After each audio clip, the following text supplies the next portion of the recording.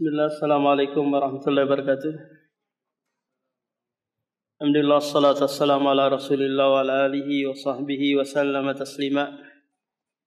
Dan kembali lagi kita mengkaji sebuah kitab yang ditulis oleh Ustadzuna Ammi Nurbais yang membahas tentang tata cara salat,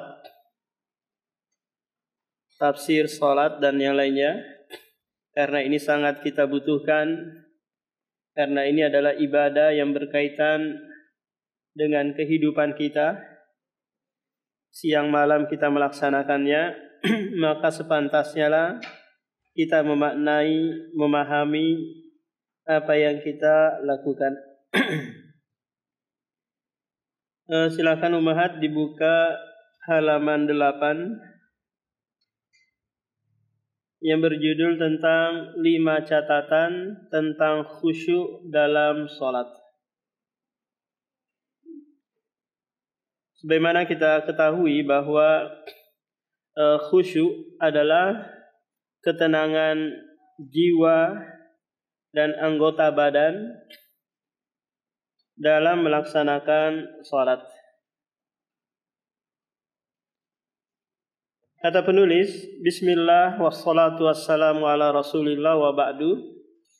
Untuk mengenal lebih dalam mengenai khusyuk dalam salat, berikut kami sajikan 5 catatan tentang khusyuk dalam salat.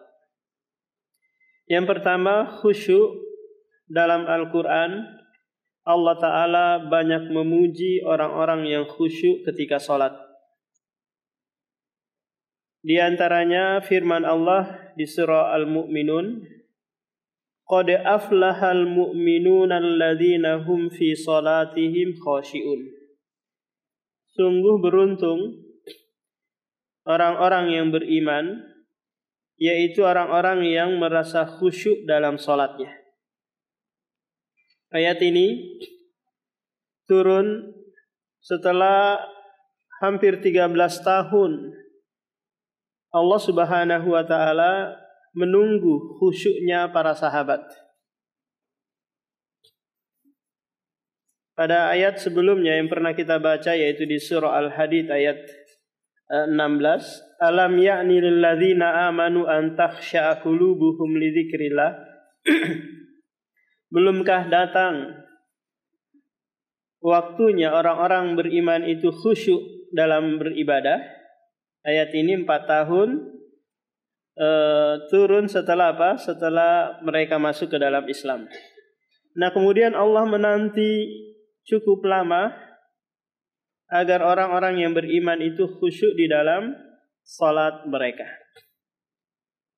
Di ayat ini Allah menyebutkan bahwa keberuntungan itu hanya diperoleh bagi orang-orang yang beriman yang mereka khusyuk di dalam salatnya. Keberuntungan apa Ummahat ini akan diperoleh? Yaitu berupa pahala dari setiap ibadah salat yang dia lakukan.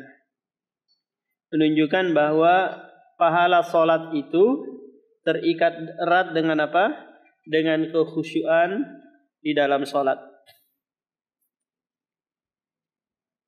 Firman Allah ketika memuji Zakaria alaihi salam, fastajabna lahu wa wahabna lahu Yahya wa aslahna lahu zaujah innahum kanu yusari'una fil khairat wa yad'unana raghaban wa rahaba wa kanu lana khashiin. Ya, perhatikan di ayat terakhir Ummahat, wa kanu lana khashiin. Hai mereka para nabi khusyuk dalam beribadah kepada kami. Maka Allah di ayat ini menyebutkan kekhususan bagi para nabi, keistimewaan mereka, yaitu khusyuk di dalam beribadah.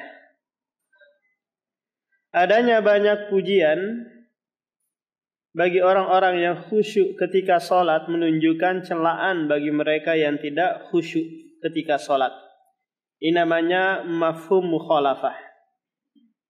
Pemahaman kebalikan dari ayat-ayat yang kita bacakan tadi Umahat. Kalau Allah memuji dan pujian itu terikat dengan kekhusyuan, maka pemahaman kebalikannya celaanlah bagi mereka yang tidak khusyuk di dalam salat.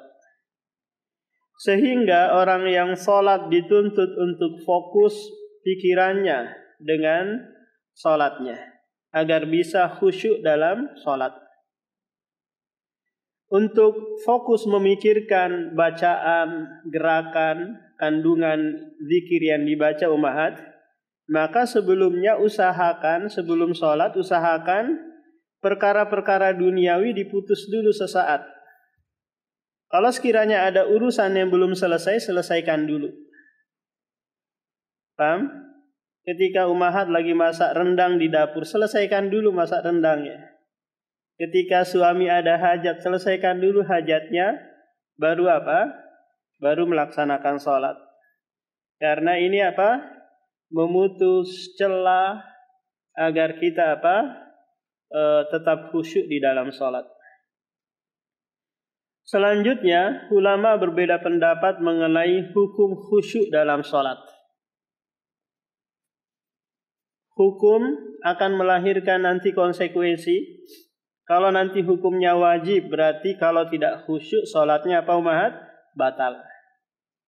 Kalau hukumnya nanti sunnah, maka tidak berkonsekuensi pada apa? Batalnya sholat. Jumhur ulama berpendapat bahwa khusyuk hukumnya anjuran dan tidak wajib. Anjuran berarti apa? Sunnah atau mustahab. Sunnah jika dikerjakan dapat pahala, jika ditinggalkan tidak apa Umahat?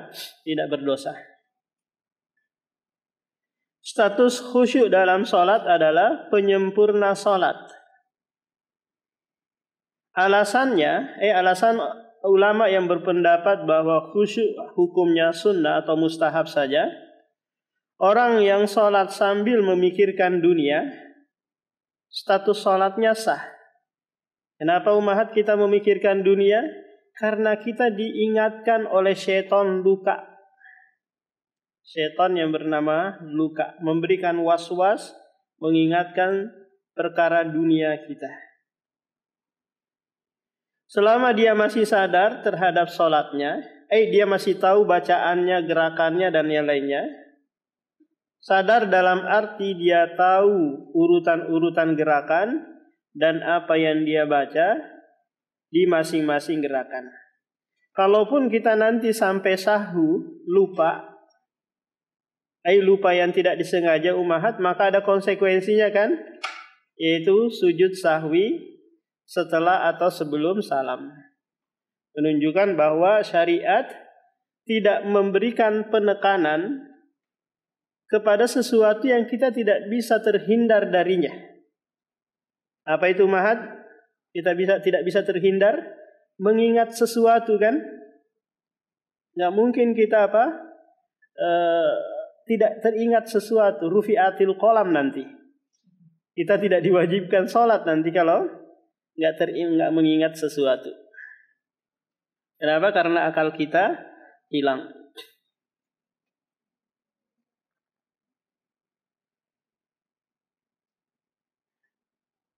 Dan apa yang dia baca, dia di masing-masing gerakan. Meskipun pikiran sedang melayang kemana-mana.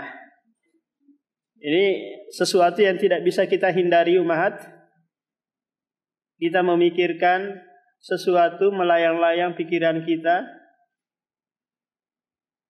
Contoh kalau kita sedang hadir di sebuah acara mungkin seperti Muslim Fight kemarin atau nanti bulan September, kita hadir di sana tujuannya untuk jajan-jajan kuliner saja.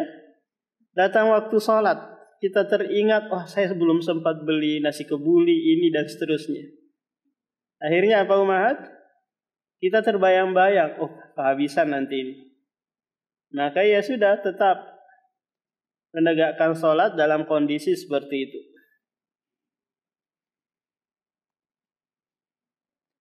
Dalam ensiklopedi fikih dinyatakan Ini nggak ada harokatnya umahat. Umahat mau berikan harokat kah?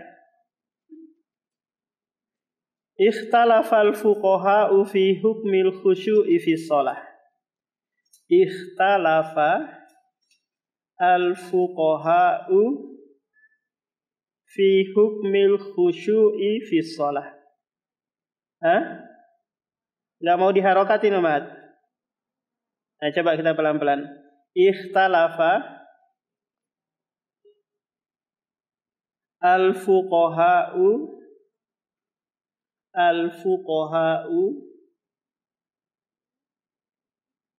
fi hukmi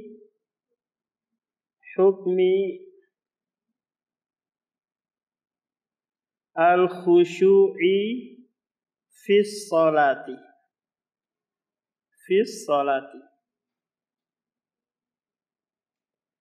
Zahaba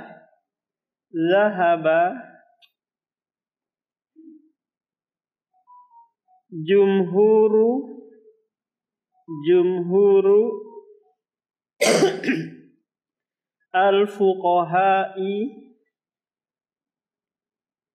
al-fuqaha'i ila annahu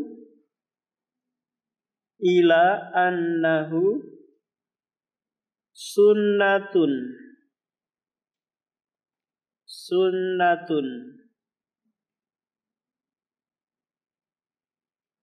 min sunanis sholati.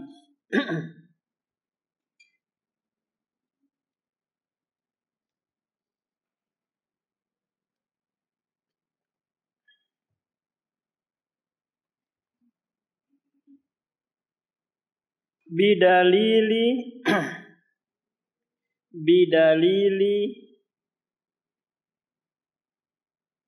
sihhati sholati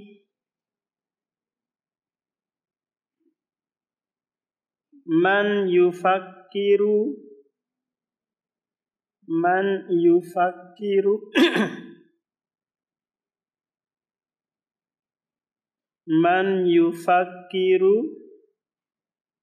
bi amrin dunyawiyin. Ditasdid ya-nya umahat ya. Bi amrin dunyawiyin.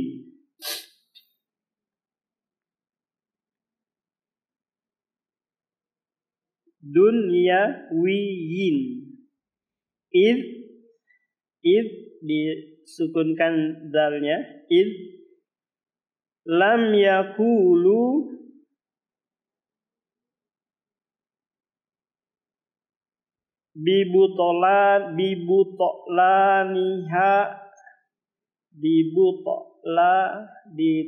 disukun toknya bibutoklaniha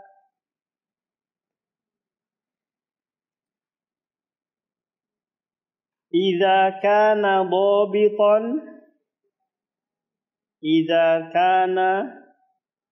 dhabitan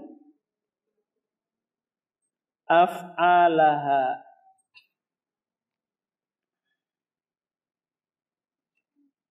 Nah, jadi Al-Quran dulu umahat itu tidak ada harokatnya dan tidak ada titiknya.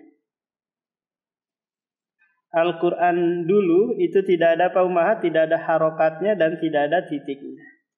Karena makin kesini kaum muslimin tidak belajar ilmu bahasa Arab, maka kesulitan bagi mereka untuk bisa membaca Al-Quran. Akhirnya dikasih apa umahat? Harokat. Di situ umahat nggak ada harokatnya ya di bukunya ya. Oh, berarti buku Ustadz aja yang ada harokatnya ini. Enggak, sama-sama nggak ada harokatnya umahat. Iya, cuman saya membaca dengan ilmu nahwu dan shorof. Ilmu yang membuat kita bisa membaca kata yang tidak ada harokatnya. Itu dipelajari di dalam dalam ilmu nahwu dan shorof. Jadi istilahnya pelajaran dasar dalam agama kita. Pelajaran TK.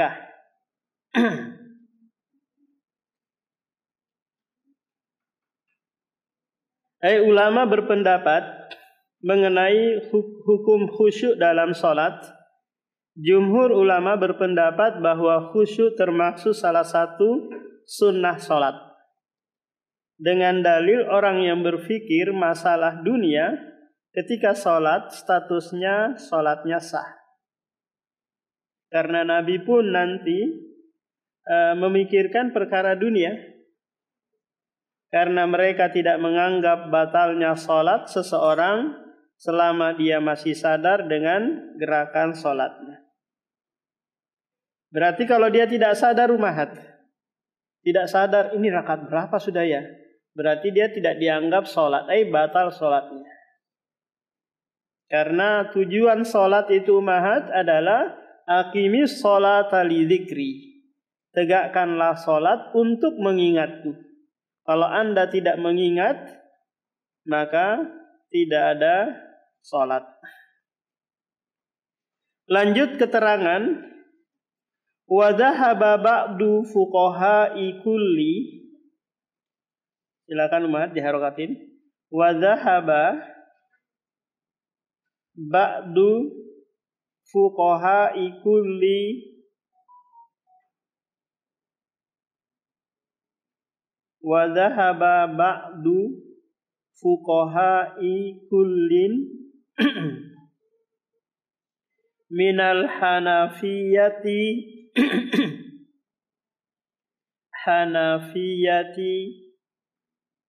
wal malikiyati wasyafi'iyati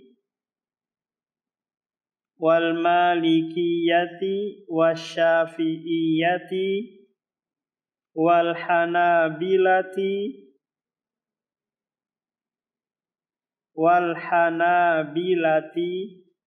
sudah ila annal khushu'a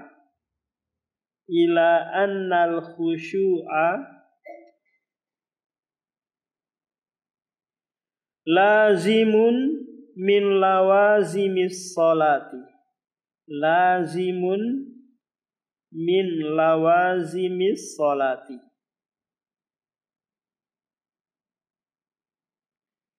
Illa ditasydid lamnya, illa annahum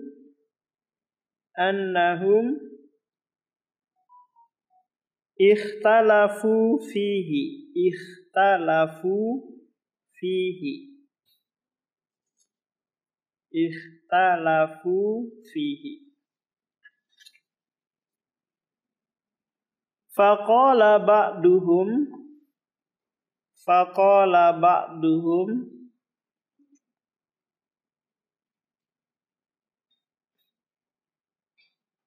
Faqala ba'duhum sudah innahu farudun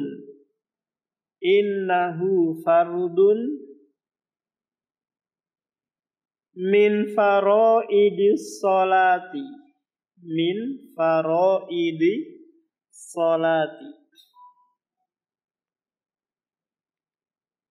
walakin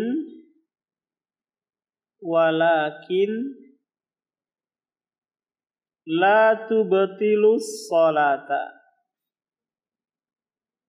la tubtilu as-salata bitarkihi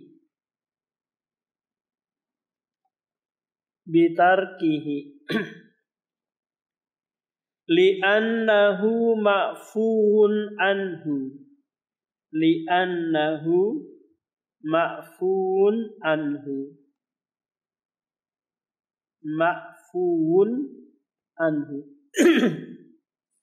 Wa qala akharuna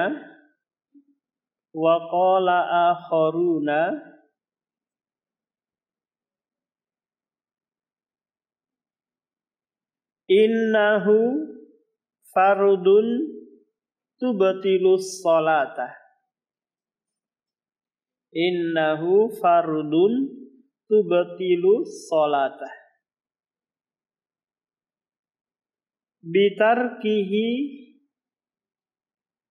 Bitarkihi kasairil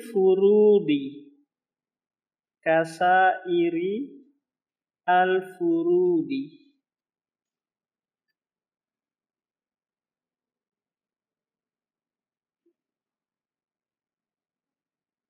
Wa qala ba'du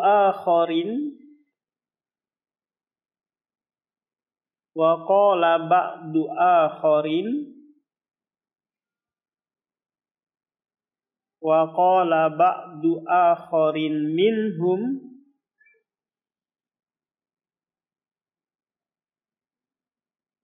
innal khushu'a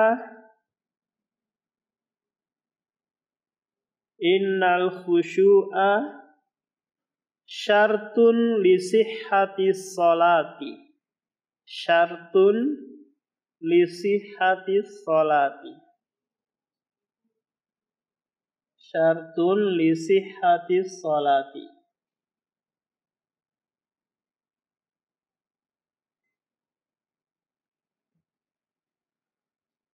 Lakinnahu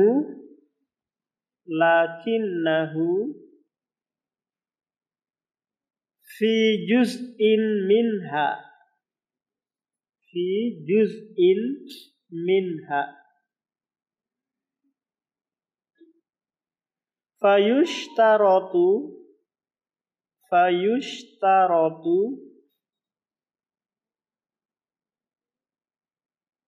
fayushtaratu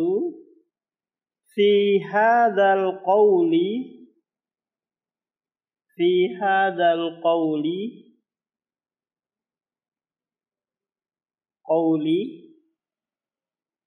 husulul khushu'i. Husulu ha dhammahu sa dhammasu husulu al khushu'i fi juz'in minas salati.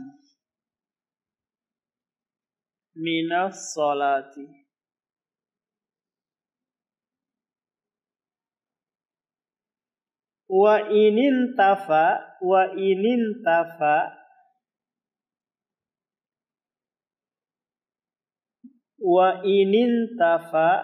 fil baqi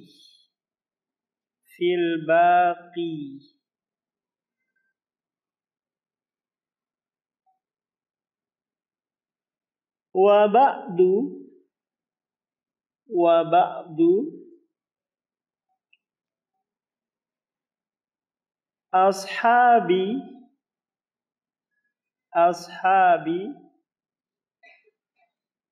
hadzal qawli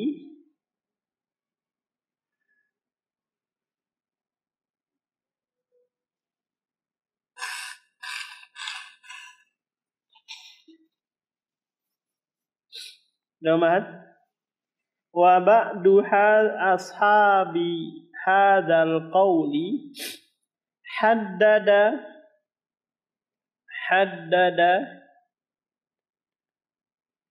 al juz'a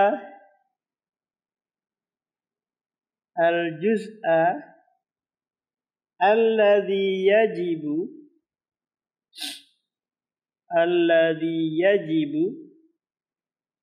an yaqa'a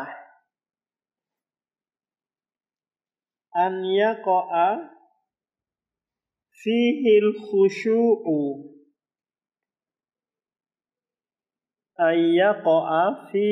khushu'u minas salati.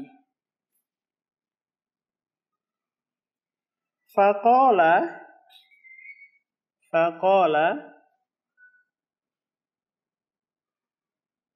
yanbagi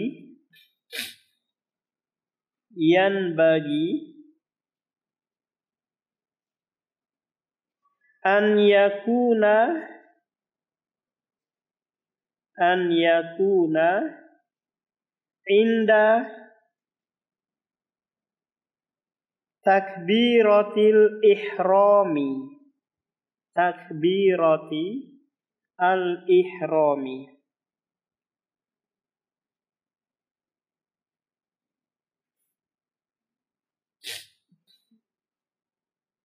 Nah, sudah mat, kita baca terjemahannya. Sementara itu, beberapa ulama dari berbagai mazhab, ingat umahat, mazhab itu maknanya adalah tempat kembali sebuah pendapat. Paham? Tempat kembali sebuah pendapat. Pendapatnya siapa? Oh, pendapatnya Syafi'i, berarti mazhab Syafi'i. Pendapatnya Maliki, berarti pendapatnya Malik bin Anas. Paham umahat? Ini namanya mazhab. Tempat kembali sebuah pendapat. Hanafiyah, Malikiyah, Syafi'iyah, dan Hambali. Bahwa khusyuk hukumnya wajib. Berarti ini adalah pendapat mayoritas ulama mazahib. Hanya saja mereka berbeda pendapat mengenai status kewajibannya. Ada yang mengatakan khusyuk termasuk kewajiban dalam sholat. Namun sholat tidak batal ketika tidak khusyuk karena dimaafkan. Dimaafkan karena apa umahat? Karena ini sesuatu yang tidak bisa dihindari. B. Ada yang mengatakan khusyuk termasuk kewajiban dalam sholat. Dan sholat batal jika tidak khusyuk. C. Ada yang mengatakan khusyuk itu syarat sah sholat. Namun syarat untuk sebagian dan bukan keseluruhan. Sehingga menurut pendapat ini harus ada khusyuk di sebagian kegiatan sholat. Mungkin di saat ruku atau di saat sujud atau yang lainnya. Meskipun tidak khusyuk di tempat yang lain. Sebagian ulama yang mengambil pendapat ini, mereka menentukan bagian sholat yang mana yang harus khusyuk. Mereka mengatakan selayaknya khusyuk dilakukan ketika takbiratul ihram. Ketika apa? Takbiratul ihram. Niat pun startnya di sini umahat. Niat sholat itu startnya di sini. Ketika apa? Takbiratul ihram. Jangan nanti setelah takbiratul ihram baru apa? Baru niat. Ini enggak dianggap sholat. Dan pendapat yang benar bahwa orang yang tidak khusyuk sholatnya tetap sah. Hanya saja tidak ada pahalanya. Apa bedanya ini umahat? Sholatnya sah dan tidak ada pahalanya. Maknanya adalah ketika orang itu sholat tidak khusyuk, maka nanti tidak perlu diulang. Paham umahat? Tidak perlu diulang. Beda kalau dia meninggalkan sesuatu dari kewajiban atau rukun sholat karena lupa, maka ada konsekuensinya. Kalau rukun dia tinggalkan, maka harus menambah. Kalau kewajiban cukup dengan sujud sahwi.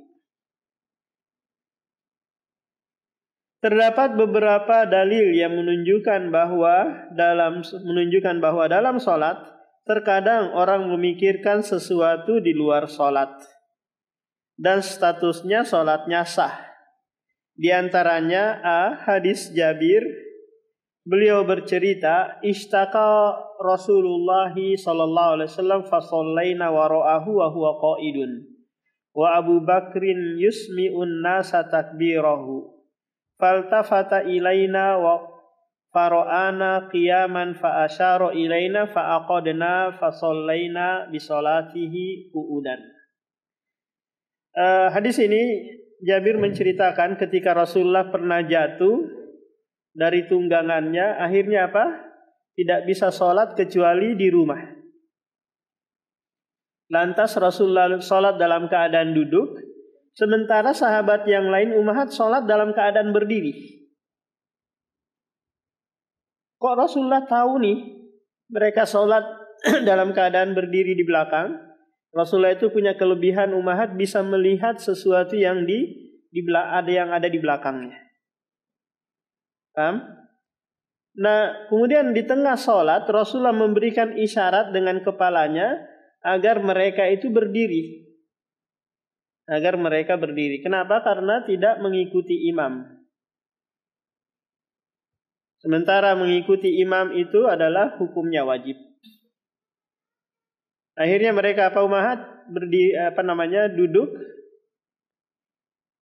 Dan selesai sholat Rasulullah menyebutkan bahwa apabila imam itu sholat dalam keadaan duduk, maka kalian duduklah.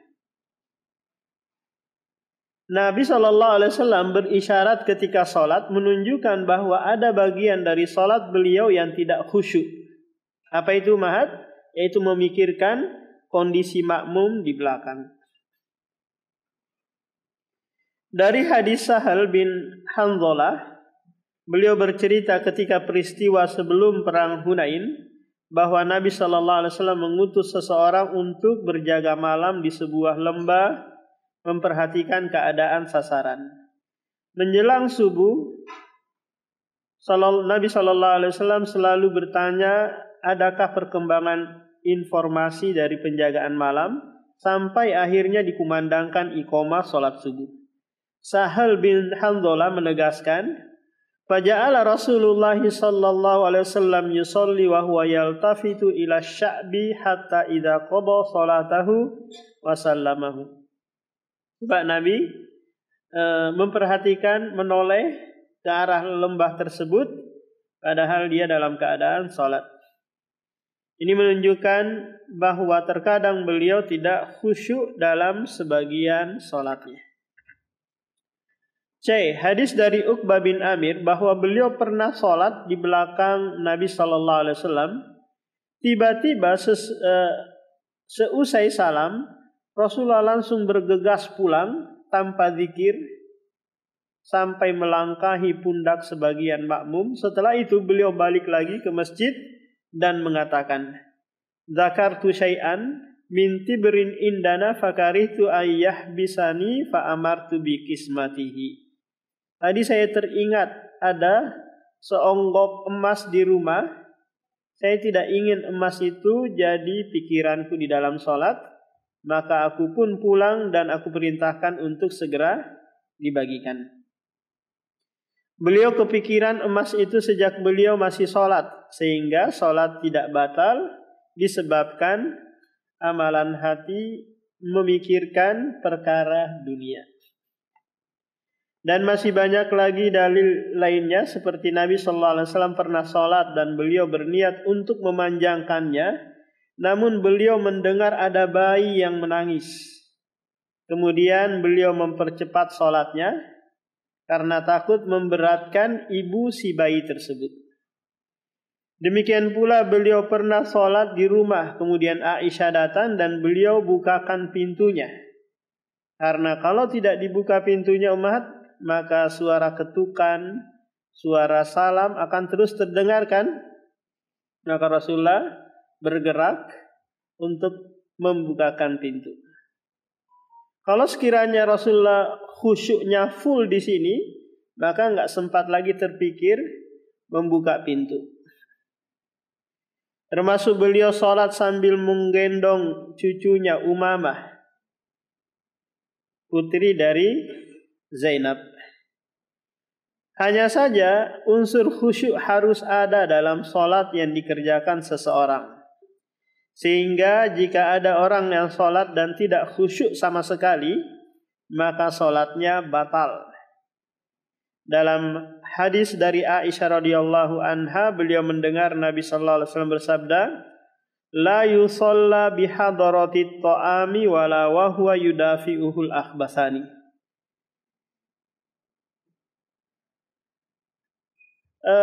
Dalam riwayat yang lain Ummahat, la sholatah, La yusolli dan la solata ini maknanya beda, cuma kata kerja yang digunakan di sini fi'il mudhari. Kalau di hadis yang lain itu isim la solata.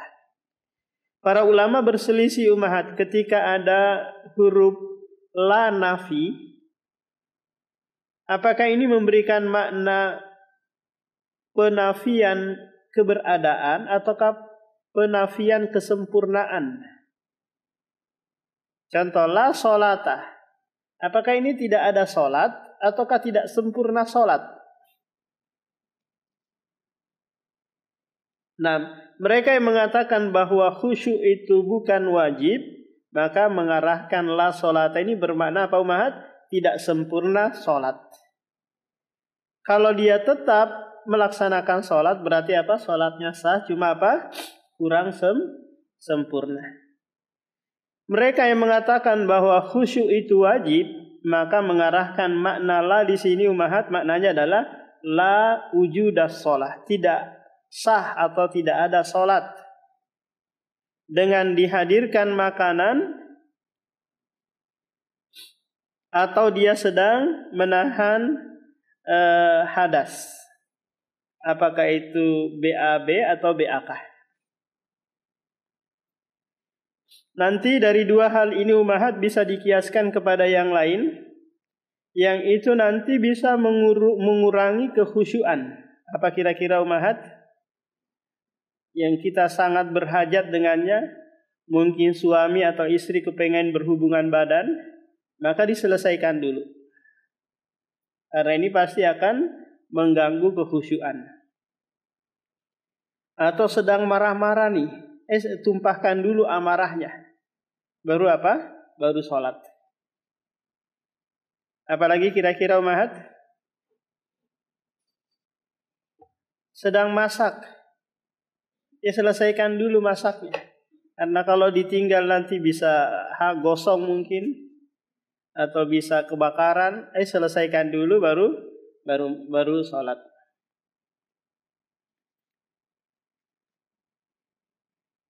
Atau ada urusan pekerjaan yang tidak bisa ditinggalkan,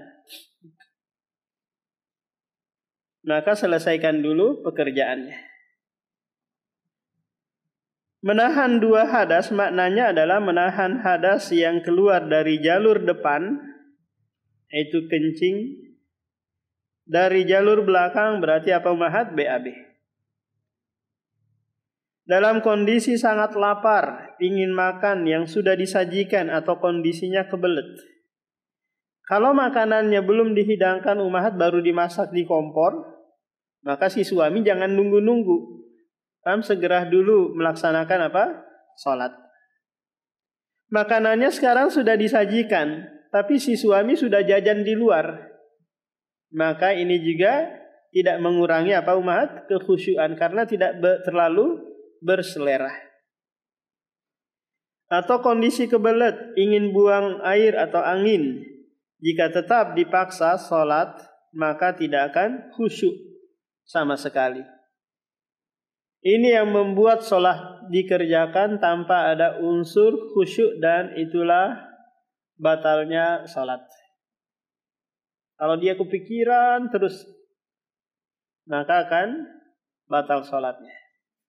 Tapi kalau sekiranya dia terpikir sekali kemudian memikirkan lagi perkara sholat, maka ini tidak membatalkan sholat. Catatan, hukum menahan kentut ketika sholat. Ini yang sering terjadi ummahat. Ketika kita sholat, ada saja keluar gitu, ada saja kepengen keluar, dan Rasulullah membuat catatan di dalam permasalahan ini, kapan kentut itu dianggap atau tidak. Karena ada seorang sahabat ummahat, dia terburu-buru membatalkan sholatnya karena merasa ada sesuatu yang keluar dari duburnya. Maka Rasulullah memberikan patokan, kentut itu dianggap kalau apa? Terdengar perut gitu, atau ada bau yang tercium, maka baru apa ummahat? Dia dianggap kentut. Kalau hanya ada sedikit keluar halus-halus gitu, maka jangan terburu-buru membatalkan salat. Karena mungkin itu adalah waswas minasyaiton. Jadi sesuatu yang yakin tidak boleh digugurkan dengan apa? Dengan keraguan-raguan. Kita yakin nih belum kentut. Kok ada yang halus-halus Ustaz keluar dikit? Ada suaranya enggak? Enggak ada. Ada baunya enggak ada. Ya sudah. Bangun di atas keyakinan Anda tidak kentut. Nah sekarang permasalahan menahan nih. Kalau sudah sampai menahan sampai goyang-goyang pantatnya umahat, ini apa berarti? Ini sudah kebelet banget kepengen kentut kan? Tapi sayang Ustaz tinggal salam lagi. Nah kalau sekiranya sudah salam ke kanan umahat, maka segera kentut. Meskipun belum salam ke kiri. Paham? Atau Ustaz tinggal bacaan doa meminta 4 perlindungan, ya sudah, enggak usah dibaca. Langsung apa? Langsung salam. Paham? Nah, daripada apa? Daripada membatalkan. Karena ada ayat di surah Muhammad, fala tubtilu a'malakum. Janganlah kalian membatalkan amalan-amalan kalian. Acuan kita adalah hadis Aisyah radhiyallahu anha. Nabi sallallahu alaihi wasallam bersabda, la yusalla bihadarati ta'am wala wa huwa yudafiul akhbasan. Terkait menahan kentut, As-Sun'ani membedakan antara kentut yang keluar kebelet dan kentut yang ringan. Ketika menjelaskan hadis Aisyah di atas, beliau mengatakan, ini enggak ada harokatnya umat, kita baca. Wa yalhaqu bihima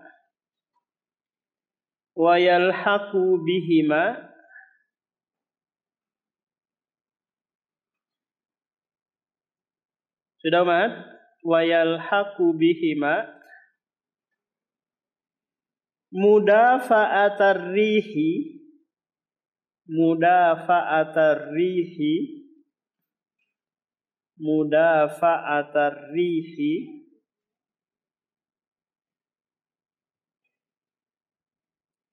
Fahada ma'al mudafa'ati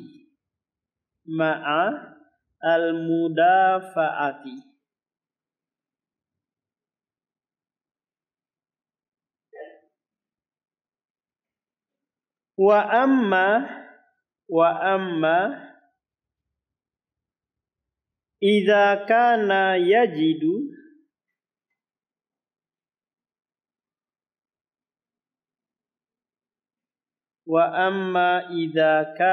yajidu fi nafsihi sakula dzalika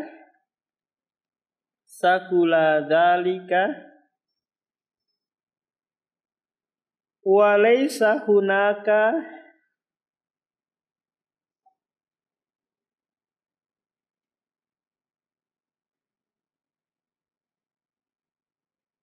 walaysa hunaka mudafa'atan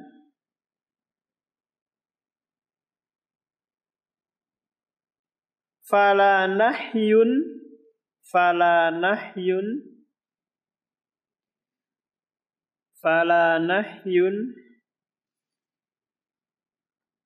anis salati ma'ahu.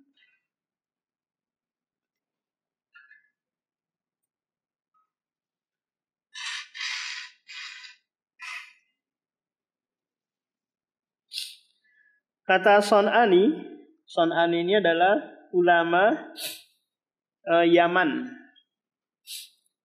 Son'a itu ibu kota Yaman. Son'ani adalah orang yang tinggal di Son'a. Sama kita orang Indonesia. Maka Indonesiun, orang Indonesia. Wahabi, jadinya apa? Wahabiyun, Muhammadiyun. Termasuk dalam larangan di atas, menahan kentut. Ini jika disertai kebelet. Adapun jika dirinya mampu menahan dan tidak ada rasa kebelet, bagaimana kira-kira kapan seorang itu dianggap kebelet, umahat? Ketika goyang-goyang sudah pantatnya, ini apa? Berarti sudah kebelet. Sampai dia badannya sudah bergerak sana sini, nggak sanggup lagi menahan, ini sudah apa, umahat? Kebelet. Nah, kalau sekiranya badannya masih tenang, berarti belum apa? Belum kebelet, nahan kentut. Maka tidak terlarang untuk sholat sambil menahannya. Jadi catatannya apa, umahat? Kentut yang bisa menahan kentut yang bisa membatalkan sholat kalau apa? Kalau dia menahan sampai kebelet.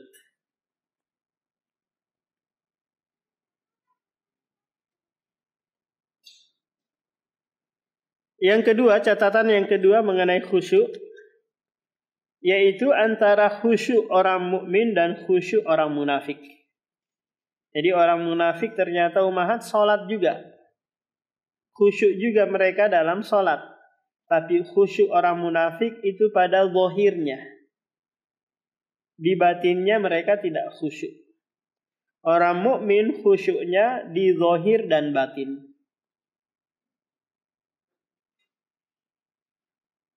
Kira-kira ada enggak umahat orang yang khusyuk di batin tapi tidak khusyuk secara zahir? Ada kira-kira umahat? Enggak ada. Batin yang luar itu menunjukkan apa yang ada di dalam. Yang luaran menunjukkan apa yang ada di dalam.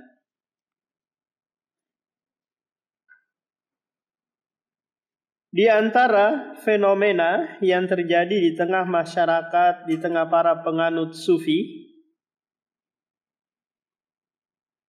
sufi ini adalah kelompok yang mirip dengan apa? Dengan agama Hindu, agama Buddha, tapi dia menisbahkan kepada Islam. Meninggalkan kemewahan, bersifat qanaah, zuhud dan yang lainnya, tapi rusak dari sisi akidah. Mereka ini sering apa? Sering bertapa di goa, menyendiri dan yang lainnya untuk mencari tazkiyatun nufus yang tidak syar'i. Adalah khusyuk nifak, itulah khusyuk gaya munafik. Sahabat Hudzaifah ibnul Yaman pernah mengingatkan fenomena semacam ini. Beliau mengatakan, iyyakum wa khusyu'an nifaqi. Nah, silakan diharokati mat. Iyyakum wa khusyu'an nifaqi.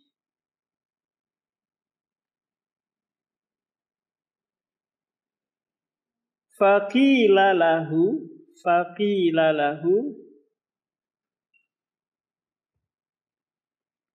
wa ma khusyu'un nifaqi wa ma khusyu'un nifaqi.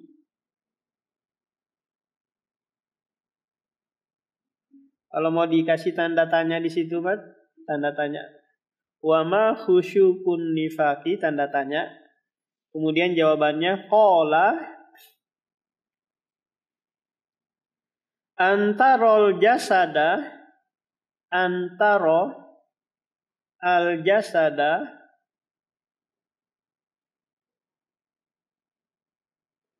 khashian wal qalbu laisa bi khashiin. Wal qalbu laisa bi khashiin.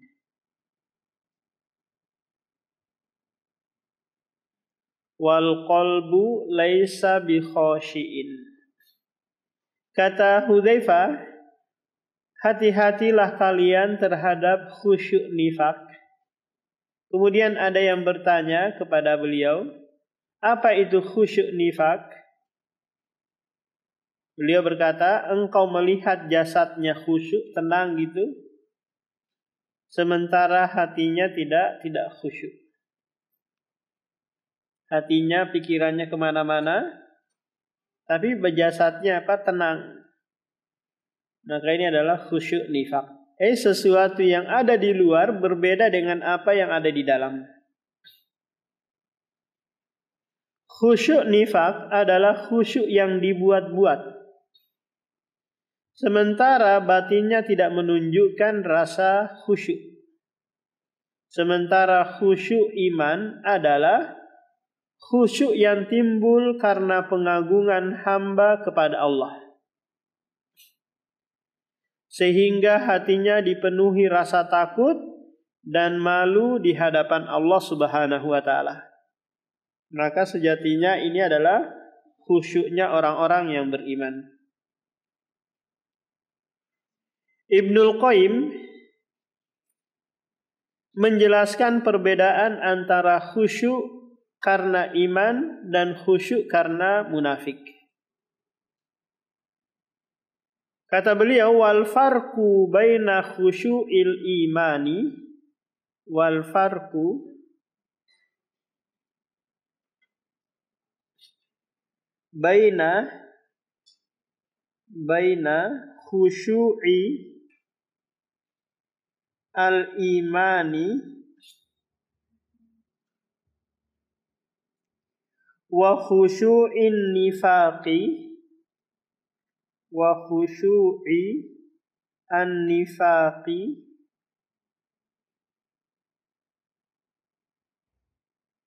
anna khusyu'a al-imani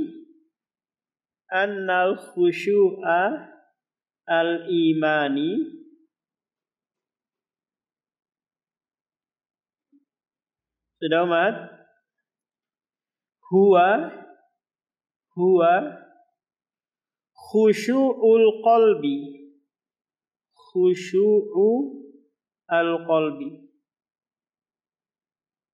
Oh ini kok kadang khusyu'i, khusyu'a, khusyu'u. Kapan ini dibaca begini dan begitu, Mahat? Jawabannya ada di pelajaran apa, Mahat? Pelajaran nahwu. Kapan dibaca khusyu'u, khusyu'a, khusyu'i? Padahal kalimatnya sama kan? Cuma kok harokatnya berbeda? Itu. Belajar bahasa Arab dulu, Mahat. Huwa khusyu'ul qalbi lillahi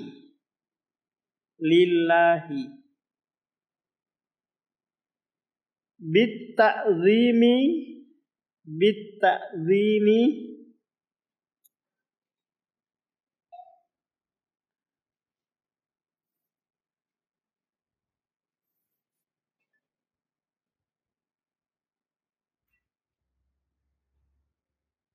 sudah, wal ijlali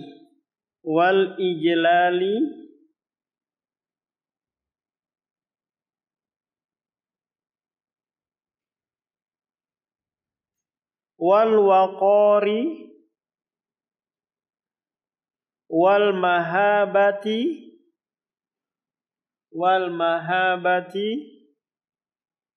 wal haya'i.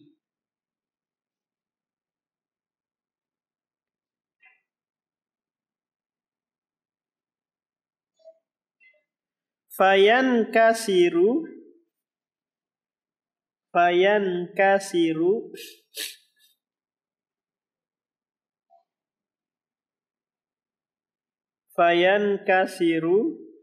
al-qalbu lillahi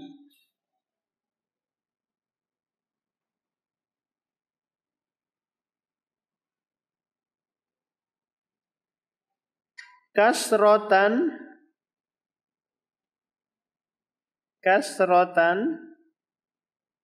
multaimatan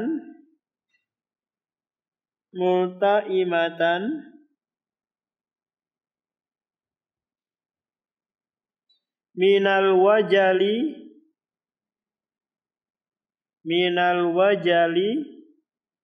wal khojali wal khajali wal hubbi wal haya'i wal hubbi wal haya'i wa syuhudi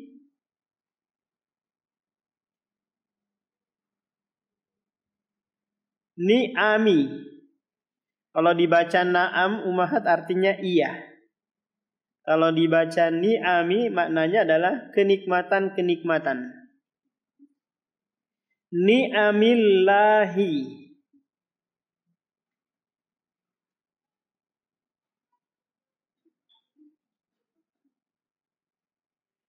wa jinayatihi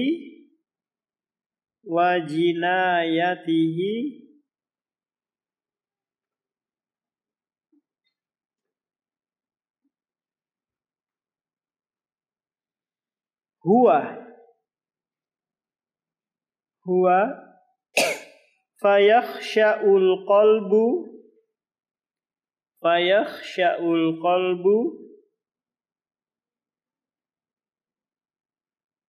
la mahalata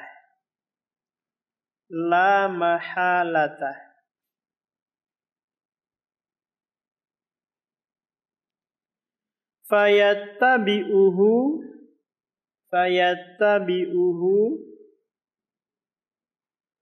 khushu'ul jawarihi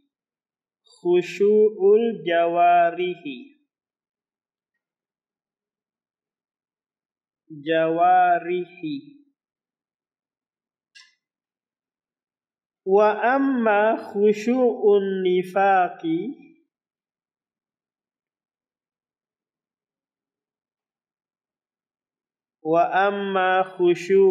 nifaqi fayabdu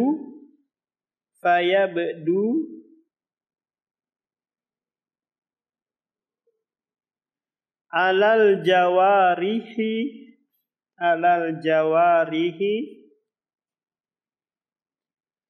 tasannu'an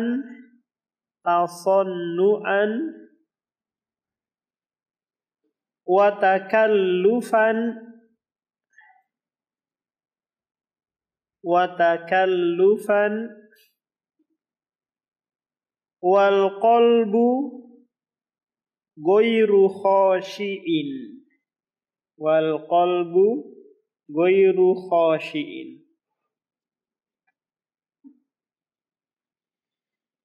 Terjemahannya, perbedaan antara khusyuk iman dan khusyuk nifak, bahwa khusyuk iman adalah khusyuk batin karena mengagungkan Allah, memuliakan, malu kepadanya, sehingga perasaannya dipenuhi dengan rasa takut, cinta, dan rasa malu kepadanya. Diiringi kesadaran betapa banyak nikmatnya dan betapa sering kedurhakaan dirinya kepada Allah. Maka hatinya khusyuk dan diikuti dengan khusyuk anggota badan. Berarti umahat, khusyuknya orang mukmin itu lahir dari apa umahat? Lahir dari dalam. Kemudian berdampak ke keluaran. Sedangkan khusyuknya nifak, orang munafik, adalah khusyuk yang dibuat-buat, dipaksakan, sementara hatinya tidak khusyuk. Ada yang kurang umahat terjemahannya itu. Yang mulai dari itu nama umahat. Adapun khusyuk nifak, maka nampak atas anggota badannya.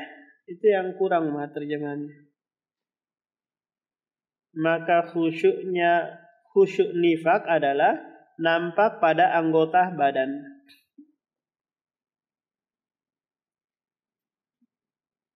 Paham umahat? Yang dibuat-buat, dipaksakan, sementara hatinya tidak khusyuk. Nah, itu umahat yang kurang dari terjemahannya.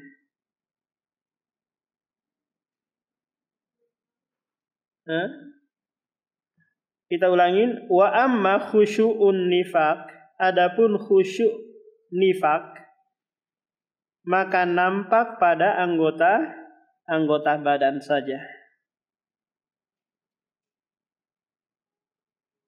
Yang dibuat-buat, dipaksakan, sementara hatinya tidak khusyuk.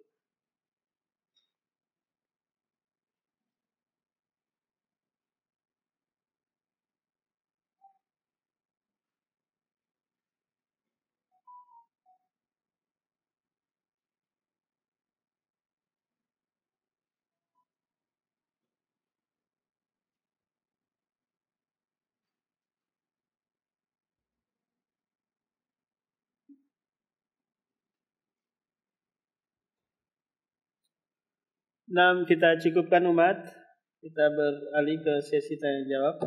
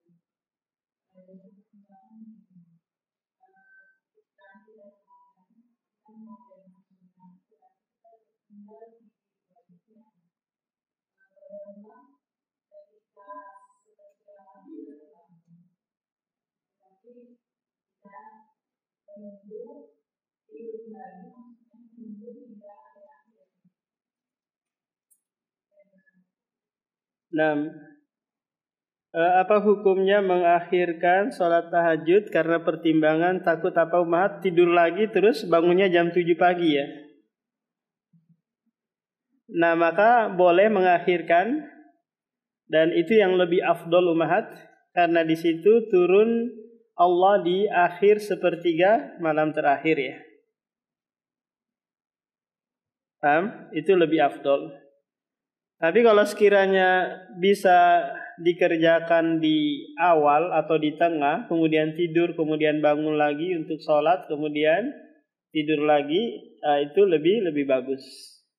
Karena ini adalah yang dilakukan oleh Nabiullah Daud alaihi salam. Nah,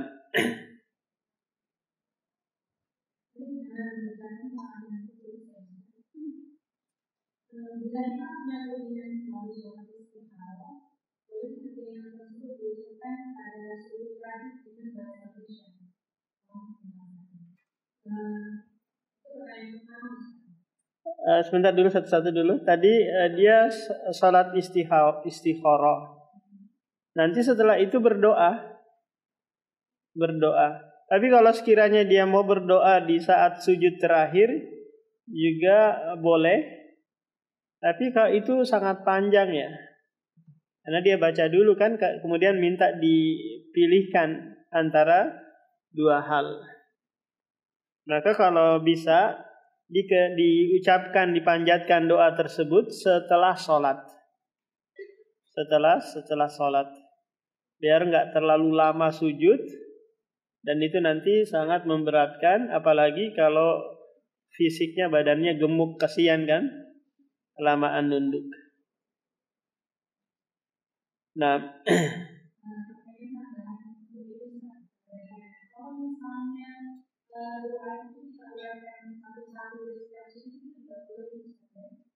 iya boleh. Jadi doa diuraikan, disebutkan satu-satu. Contoh di sujud pertama doa agar suaminya dimudahkan poligami. Kemudian doa yang kedua dilancarkan rezekinya, dijadikan dia ridho menerima madunya dan seterusnya, boleh umahat. Meskipun dengan apa? Dengan bahasa Indonesia. Atau doa yang dari Al-Quran, tidak mengapa. Karena judulnya adalah doa, bukan baca Al-Quran. Nah,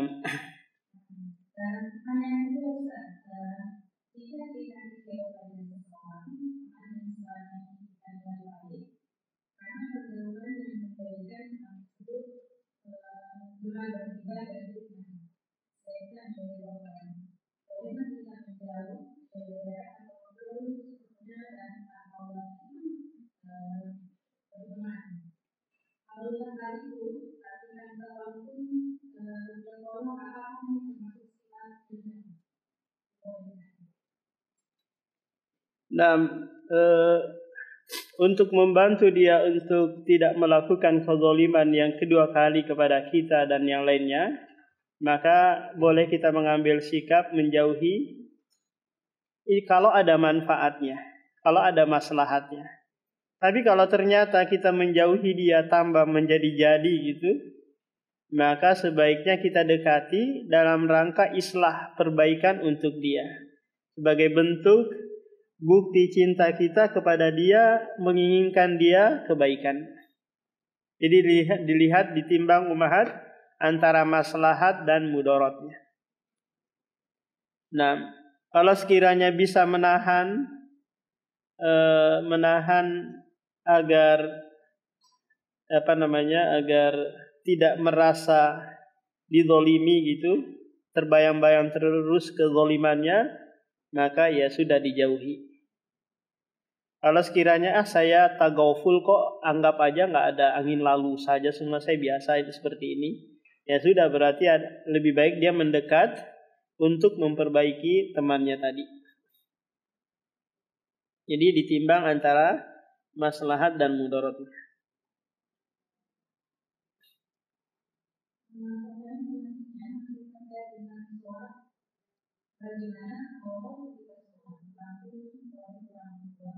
Apa Mahat? Bagaimana kalau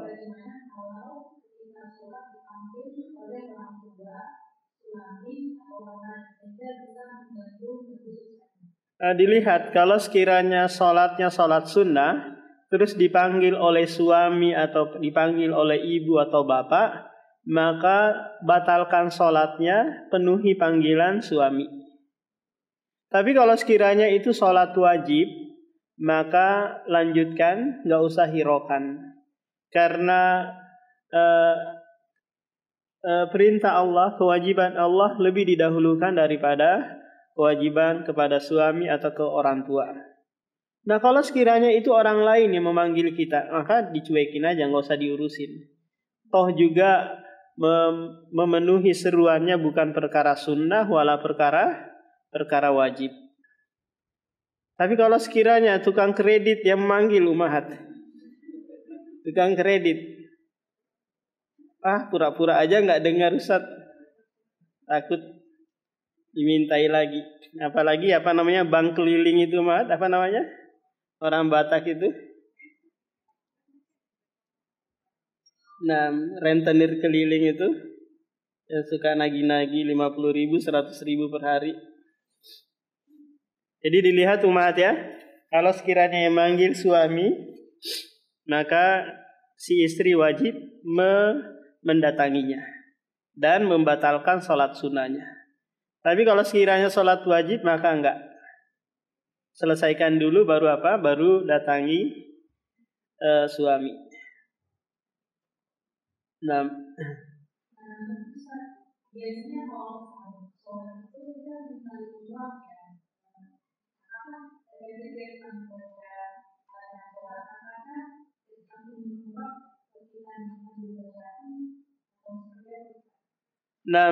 At-tasa'ubu kata Rasulullah, fa idza tasa'aha badukum falyaruddahu mastata'a. Apabila kalian menguap, maka usahakan tahan dengan mulut, kalau nggak bisa dengan tangan. Yang jadi masalah kalau kita sedang membaca alhamdulillah gitu, menguap. Gimana ini? Ya mulai dari awal lagi ummahat. Kalau itu potongan ayat, potongan kalimat. Paham?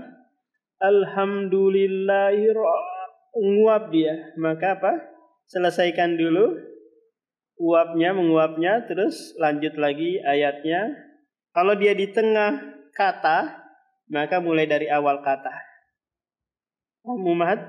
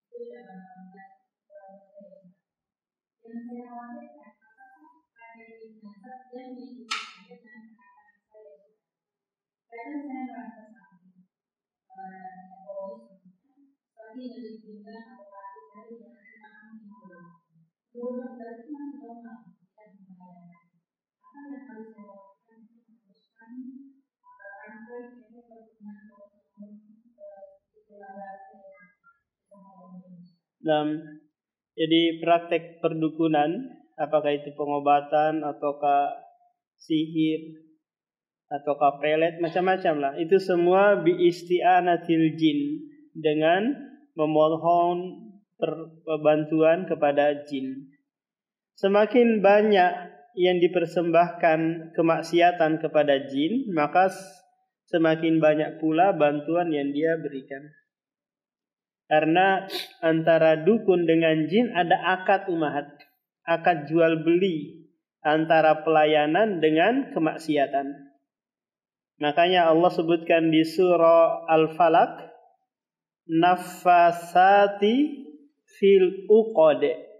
Ada akad di antara keduanya. Maka untuk menghindari ini semua umahat adalah, pertama, Anda harus mengontrol rasa takut. Karena jin itu tidaklah memberikan atau memasuki kita, memberikan ketakutan kepada kita, kecuali dia memberikan sinyal terlebih dahulu. Sinyalnya itu umahat, mungkin ranjang kita diangkat-angkat, atau pintu dibanting-banting, atau lampu mati hidupkan. Ini sinyal berarti umat ya, agar kita takut. Maka sikap kita harus berani lawan dia kelahi kalau dia berani menampakkan dirinya. Karena pada hakikatnya jin itu tidak bisa memudaratkan manusia. Karena jin sendiri mengaku di surah Al-Jin, inni la amliku lakum darra wala rasyada. Kami itu dari kalangan bangsa jin tidak bisa memudaratkan kalian dan tidak bisa mengarahkan kalian pada kebaikan, wahai manusia. Paham umahat? Jadi jin gak bisa mengarahkan kebaikan karena jin itu belajar kepada manusia. Bukan manusia belajar kepada jin. Jadi dia tidak bisa memudaratkan kita. Lantas apa lagi nih yang membuat kita bisa putus hubungan dengan urusan dengan jin, perjinan itu? Maka usahakan belajar terus tentang tauhid umahat. Maka otomatis semua itu akan apa? Akan hilang dengan sendirinya. Enggak betah dia tinggal di dalam diri kita dan di keluarga kita kalau kita apa? Senantiasa belajar tauhid kepada Allah Subhanahu wa taala. Nah,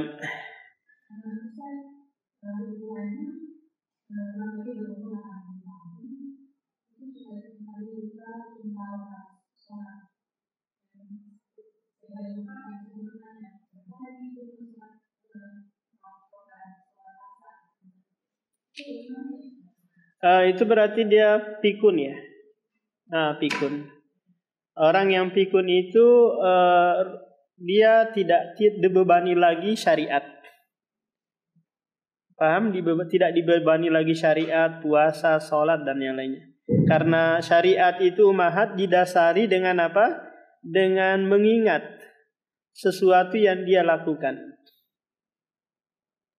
Allah berfirman di surah At-Tin umat yang bunyinya walaqad khalaqnal insana fi ahsani taqwim tsumma radadnahu asfala safilin illal ladzina amanu wa amilus sholihat. Kami akan kembalikan manusia itu ke asfalis safilin. Maknanya di sini adalah arzalul umr, yaitu masa pikun. Nah, kalau manusia sudah sampai pada masa pikun ini, tidak ada lagi pembebanan syariat, cuman dia diberikan pahala yang tidak putus-putus. Kalau sebelum pikun dia orang yang beriman, dia orang yang rajin, sholat, puasa dan yang lainnya. Paham? Jadi dia tidak sholat, tidak ini, tapi pahalanya terus mengalir. Falahum ajrun ghairu mamnun. Bagi mereka pahala yang tidak putus-putus. Nah, itu.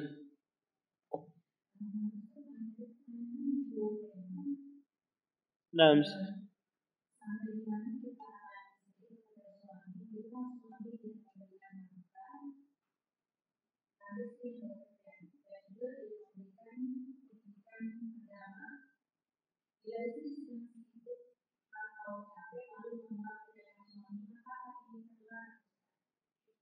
nah, jadi suami si istri ketaatannya itu terikat selama dia berstatus sebagai seorang istri. Ini dia mutlak ketaatannya itu tidak terikat dengan sesuatu. Beda dengan suami. Suami itu memberikan nafkah nanti kalau istrinya tidak melakukan nusyuz, yaitu membangkang ketika diajak keranjang nggak mau, maka si suami nanti tidak berhak lagi memberikan nafkah kepadanya. Si istri sekarang posisinya dia yang menafkahi suami kan ya. Apakah si istri boleh mencabut ketaatan dia? Maka jawabannya tidak. Paham? Karena secara hukum asal yang memberikan nafkah itu adalah suami. Karena dengan inilah dia menjadi qawwamuna 'alan nisa, menjadi pemimpin bagi istrinya. Bukan berarti tak kala si istri yang memberikan nafkah dia yang jadi pemimpin di rumah, yang tidak taat kepada suaminya, enggak. Maka ini catatan besar bagi para istri. Istri senantiasa taat meskipun dia yang memberikan nafkah. Makanya umahat, kalau umahat yang bekerja, si suami nganggur di rumah, maka catat semua pengeluaran nanti ditagihkan ketika apa? Si suami sudah punya penghasilan. Ini bang yang saya keluarkan selama 10 tahun membiayai rumah tangga. Itu Iya, jadinya utang kalau dia nggak mau sedekah, ya kan? Karena si istri nggak ada kewajiban memberikan nafkah suami anaknya kan, nggak ada. Jadinya statusnya utang. Kalau apa umahat? Dia nggak mau bersedekah, sekek dia, perhitungan dia. Yaitu haknya dia, orang harta dia. Bukankah kita pernah menyebutkan bahwa harta istri bukan harta suami? Sebaliknya, harta suami bukan harta istri. Paham? Ini secara hukum asal dalam perhartaan rumah tangga. Perhartaan rumah tangga. Nah, ya bisa umat sampai sore pun nggak apa-apa.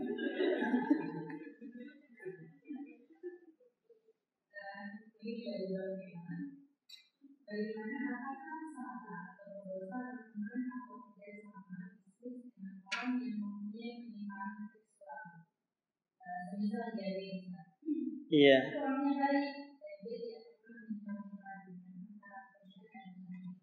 Nah,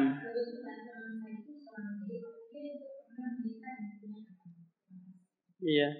Jadi bermuamalah atau ada hubungan bisnis dagang dengan Yahudi, non-Muslim, Nasara, gai, pelaku pezina mungkin, ini enggak mempengaruhi urusan bisnis kita. Paham, Mat? Karena kita tidak mendukung dia untuk melakukan gai kan? Ini keuntungannya untuk kamu gai nanti ya, untuk kamu berzina kan? Enggak. Paham? Maka kita bermuamalah dengan muamalah yang baik sesuai dengan aturan syariat tanpa melihat orangnya. Apakah dia non-muslim, beda agama, pelaku maksiat, pelaku bid'ah? Maka kita boleh bermuamalah sebagaimana Rasulullah bermuamalah kepada orang Yahudi. Rasulullah menggadaikan baju besinya untuk mendapatkan uang agar nanti dia belanjakan untuk keluarganya. Nah, demikian, Mat. Semoga yang sedikit ini bermanfaat. Subhanakallahumma bihamdik, asyhadu an la ilaha illa anta, astaghfiruka wa atubu ilaik. Assalamualaikum warahmatullahi wabarakatuh.